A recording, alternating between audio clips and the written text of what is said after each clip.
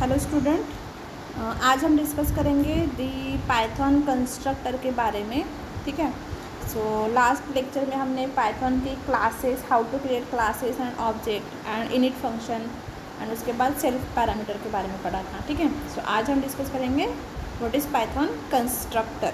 As we have already seen the constructor of a different classes in different languages like Java है, C++ है, सी programming में भी हो, नहीं सी प्रोग्रामिंग में नहीं होता। ठीक है। तो हमने इन 2-3 लैंग्वेजेस में कंस्ट्रक्टर के बारे में पढ़ा था, कैसे होता है वर्क। तो वैसे ही सेम यहाँ पे भी पाइथन में भी कंस्ट्रक्टर होता है and it is a type of special function as it is in another languages. जैसे उसका नाम same as a class name वगैरह होता है ना, सो इसी तरह से, बट पाइथन में थोड़ा सा डिफरेंस है। सो सी what is that? A constructor is a special type of method or a function which is used to initialize the instance member of a class. Same function है, सेम वर्किंग है like in other languages. ठीक है। सो यहाँ पे भी constructor होता है, ये भी इंस्टेंस वेरिएबल को इनिशलाइज करने के लिए हम यूज़ करते हैं। अब देखो इन C++ और Java the constructor has the same name as its class.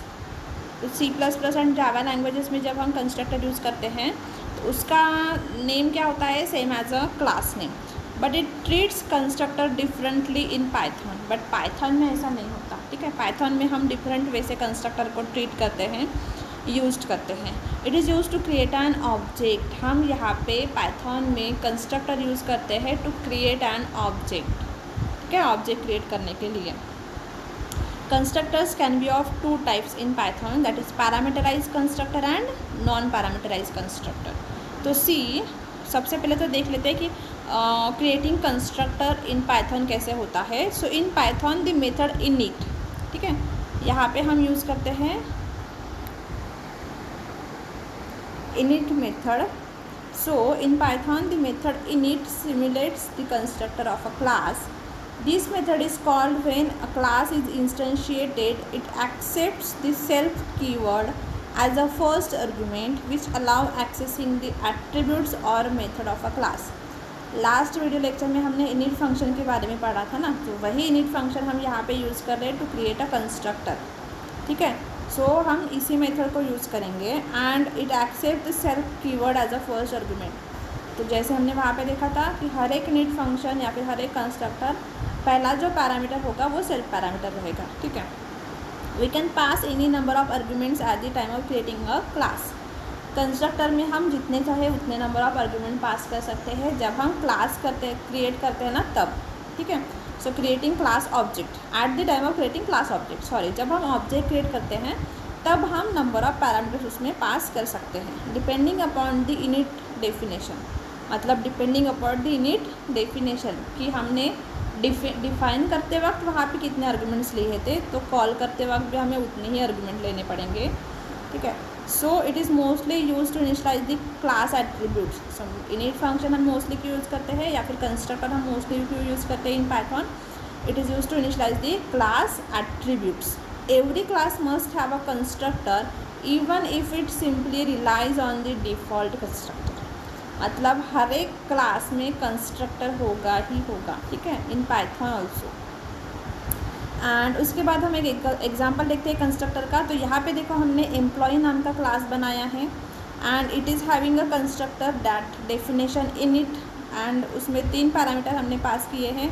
सबसे पहला तो self parameter which is a default parameter, and उसके बाद है name, and third one is ID। ठीक है।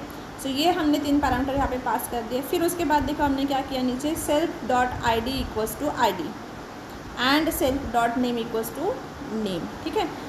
सो हमने इन दोनों की वैल्यूज़ यहाँ पे इनिशलाइज कर दी। उसके बाद हमने डिस्प्ले नाम का एक अगेन फंक्शन बनाया है और उसमें पैरामीटर हमने पास किया है सेल्फ। फिर हमने क्या किया, ये जो ID एंड नेम है उनकी वैल्यूज़ प्रिंट की यहाँ पे, self dot ID and self dot name just हमने प्रिंट कर दी इस डिस्प्ले फंक्शन में। ठीक है। मतलब जब भी हम डिस्प्ले फंक्शन को कॉल करेंगे हम उसका आउटपुट क्या आएगा, ID की वैल्यू एंड नेम की वैल्यू। ठीक है। उसके बाद अब देखो हमारे पास एम्प्लॉय क्लास है। हमने क्या किया, अब एम्प्लॉय क्लास के 2 ऑब्जेक्ट बनाए, that is EMP1। So EMP1 and यहाँ पे देखो कंस्ट्रक्टर को हमने कॉल किया जॉन एंड 101, ये 2 वैल्यूज़ हमने यहाँ पे पास कर दी नेम एंड आईडी की, ठीक है। उसके बाद फिर से हमने EMP2 बनाया और यहाँ पे डेविड एंड 102, मतलब जब हम इस ऑब्जेक्ट को बनाएंगे EMP1 तब हम कंस्ट्रक्टर को कॉल करते हैं और ये हो जाएगा यहाँ पे इस डेफिनेशन पे, ठीक है। अगेन हम इसको कॉल करेंगे तो यहाँ पे जाएगा अगेन, मतलब यहाँ पे 2 स्पेस क्रिएट करेगा मेमोरी में, EMP1 एंड EMP2, ठीक है। सो इस तरह से 2 स्पेसेस क्रिएट करेगा। अब उसके बाद हमने क्या किया, EMP1 dot display, EMP2 dot display, मतलब हमने सिंपली क्या कर दिया, डिस्प्ले फंक्शन को कॉल किया by using the EMP1 first object and by using the EMP2। तो जब हम EMP1 डॉट डिस्प्ले करेंगे तो हमने जो वैल्यू पास की थी जॉन एंड 101 वो यहाँ पे प्रिंट होगी, और जब हम डिस्प्ले EMP2 का डिस्प्ले कॉल करेंगे तो हमने यहाँ पे वैल्यू क्या पास करते हैं, डेविड एंड 102। तो आउटपुट में क्या आएगा, ID equals to 102 and name equals to David, ठीक है। सो इस तरह से इसका आउटपुट आएगा। तो सी हियर आउटपुट में देखो ID 101 name John, ID 102 name David, ठीक है। सो इस तरह से हम यहाँ पे कंस्ट्रक्टर यूज़ कर सकते हैं to initialise the parameter of a class. Okay, अब देखो पाइथन डिफ़ॉल्ट कंस्ट्रक्टर कैसे होता है। मैंने अभी आपको बोला कि पाइथन में 2 कंस्ट्रक्टर होते हैं, default constructor and parameterise constructor. तो सबसे पहले देखते हैं डिफ़ॉल्ट कंस्ट्रक्टर कैसे वर्क करता है। When we do not include the constructor in a class or forget to declare it, then that becomes the default constructor। मतलब जब हम किसी क्लास में कंस्ट्रक्टर नहीं लिखते या फिर भूल जाते हैं तो हम डिफ़ॉल्ट कंस्ट्रक्टर को कॉल करता है, ठीक है।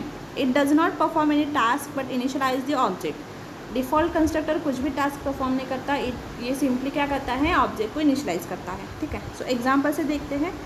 हमने क्लास बनाया है स्टूडेंट एंड उसके अंदर हमने रोल नंबर की वैल्यू दे दी और नेम की वैल्यू दे दी, 2 वेरिएबल्स लिए हैं, रोल नंबर एंड नेम। फिर हमने डेफिनेशन डिस्प्ले लिखी है, ओके, मतलब डिस्प्ले फंक्शन बनाया और उसके अंदर हमने क्या किया, self dot roll number and self dot name, मतलब ये वैल्यूज़ को हमने प्रिंट कर दिया, रोल नंबर एंड नेम को। फिर हमने क्रिएट किया ST इक्वल्स टू स्टूडेंट, मतलब हमने स्टूडेंट क्लास का ऑब्जेक्ट बनाया है ST एंड यहाँ पे देखो हमने कुछ भी पैरामीटर पास नहीं किए, तो ये कौन सा कंस्ट्रक्टर हो गया, डिफ़ॉल्ट कंस्ट्रक्टर, ठीक है। यहाँ पे डिफ़ॉल्ट कंस्ट्रक्टर कॉल होगा क्योंकि हमने यहाँ पे पहले से ही रोल नंबर एंड नेम की वैल्यू हमने यहाँ पे इनिशियलाइज कर दी थी, तो हमें कोई भी ज़रूरत नहीं है कि हम किसी कंस्ट्रक्टर में कुछ वैल्यू पास कर दें, ठीक है, क्योंकि यहाँ पे हमने कंस्ट्रक्टर का यूज़ ही नहीं किया है, हमने कंस्ट्रक्टर डिफाइन ही नहीं किया है, ठीक है। सो डिफ़ॉल्ट कंस्ट्रक्टर कॉल होता है, कब होता है, जब हम ऑब्जेक्ट क्रिएट करते हैं। उसके बाद उसी ऑब्जेक्ट का यूज़ करके हमने डिस्प्ले फंक्शन को कॉल किया और डिस्प्ले फंक्शन में हमने क्या किया था, रोल नंबर एंड नेम को प्रिंट किया था। तो यहाँ पे रोल नंबर है 100 एंड नाम है जोसेफ। आउटपुट में क्या आ गया, 101 एंड जोसेफ, ओके। सो इस तरह से हमने डिफ़ॉल्ट कंस्ट्रक्टर देखा है। अब देखते हैं पाइथन पैरामीटराइज्ड कंस्ट्रक्टर कैसे वर्क होता है। तो see the parameterised constructor has multiple parameters along with this self, मतलब उसमें बहुत सारे पैरामीटर्स होते हैं एंड एक सेल्फ पैरामीटर भी होता है by default. Consider the example, यहाँ पे भी हमने स्टूडेंट नाम का ही एक क्लास बनाया है और उसके अंदर हमने इनिट फंक्शन बनाया है। इट इज़ अ कंस्ट्रक्टर, कौन सा, पैरामीटराइज कंस्ट्रक्टर, ठीक है। तो इसकी हमने डेफिनेशन लिखी इनिट, क्योंकि कंस्ट्रक्टर क्रिएट करने के लिए भी हम इसी फंक्शन को यूज़ करते हैं, दैट इज़ इनिट फंक्शन, ठीक है। फिर हमने उसके अंदर एक स्टेटमेंट प्रिंट कर दिया, this is a parameterise constructor and self dot name equals to name, मतलब ये जो हमने पास किया ना उसकी वैल्यू इनिशियलाइज कर दी। अब हमने एक शो नाम की मेथड बनाई है और उसके अंदर सेल्फ डॉट नेम हमने जस्ट ये जो वैल्यू है ना उसको हमने प्रिंट कर दिया यहाँ पे, ठीक है, उतना ही किया है। अब देखो, अब हमने ऑब्जेक्ट बनाया है student of a class student and value pass की जॉन। तो ये क्या हो गया, पैरामीटराइज कंस्ट्रक्टर। हमने कितने पैरामीटर पास किए, एक। क्यों एक, क्योंकि यहाँ पे डेफिनेशन में एक ही पैरामीटर था, सेल्फ तो बाय डिफ़ॉल्ट पैरामीटर होता है और हमने एक एक्स्ट्रा पैरामीटर दिया था, तो इसलिए हमने एक ही वैल्यू पास की है, जॉन, ठीक है। तो ये कहाँ पे जाएगा, यहाँ पे इस कंस्ट्रक्टर के पास। अब यहाँ पे क्या आउटपुट आएगा, this is a parameterise constructor. उसके बाद हमने क्या किया, self dot name equals to name, name की वैल्यू क्या थी, जॉन, तो यहाँ पे नेम की वैल्यू क्या हो जाएगी, जॉन। उसके बाद हमने शो फंक्शन को कॉल किया एंड उसके अंदर हमने हेलो सेल्फ डॉट नेम, तो नेम की वैल्यू क्या थी, जॉन, सो हेलो जॉन। तो ये हमारा आउटपुट आएगा so this is a parameterise constructor and hello John, क्योंकि हमने यहाँ पे देखो स्टूडेंट डॉट शो मेथड को कॉल किया है, इसलिए अगर ये नहीं करते तो आउटपुट सिर्फ this is a parameterise constructor इतना ही आता है, ठीक है, ये नहीं आता। अब उसके बाद देखो डिस्ट्रक्टर क्या होता है in Python. So destructor are called when an object gets destroy. In Python, destructors are not needed as much needed in C++ because Python has a garbage collector that handles memory management automatically. So यहाँ पे destructor is not needed, मतलब बहुत important नहीं है यहाँ पे destructor, क्योंकि Python में गार्बेज कलेक्शन ऑटोमेटिकली होता है, ठीक है। तो del dash function bracket method is known as a destructor method in Python. जैसे कंस्ट्रक्टर मेथड होती है इनिट, वैसे ही डिस्ट्रक्टर मेथड होती है DEL, ठीक है। उसके बाद देखो सिंटैक्स है डेफिनेशन कीवर्ड DEF एंड उसके बाद फंक्शन नेम, मतलब sorry destructor name, okay, and colon, ठीक है। एंड उसके बाद कुछ बॉडी ऑफ डिस्ट्रक्टर हम दे सकते हैं। अब देखो एग्जाम्पल से देख लेते हैं। हमने यहाँ पे एम्प्लॉय नाम का क्लास बनाया है, उसके अंदर हमने एक कंस्ट्रक्टर बनाया एंड फिर डिस्ट्रक्टर बनाया, ठीक है, जो क्या करता है डिलीटिंग करता है डिस्ट्रक्टर। अब क्या करेगा, उसके बाद हमने डिस्ट्रक्टर कॉल्ड एम्प्लॉय डिलीटेड, उसके अंदर एक स्टेटमेंट प्रिंट कर दिया। फिर हमने ऑब्जेक्ट बनाया एम्प्लॉय का OBJ एंड उसको डिलीट कर दिया, ओके। जैसे हमने उसको डिलीट कर दिया तो ये इस कंस्ट्रक्टर को, मतलब सॉरी डिस्ट्रक्टर को कॉल करेगा, और डिस्ट्रक्टर के अंदर हमने क्या किया है, ये स्टेटमेंट प्रिंट किया। और जब हम यहाँ पे ऑब्जेक्ट बना रहे तो हमने एम्प्लॉय को कॉल किया, तो एम्प्लॉय किसको कॉल कर रहे हैं, कंस्ट्रक्टर को।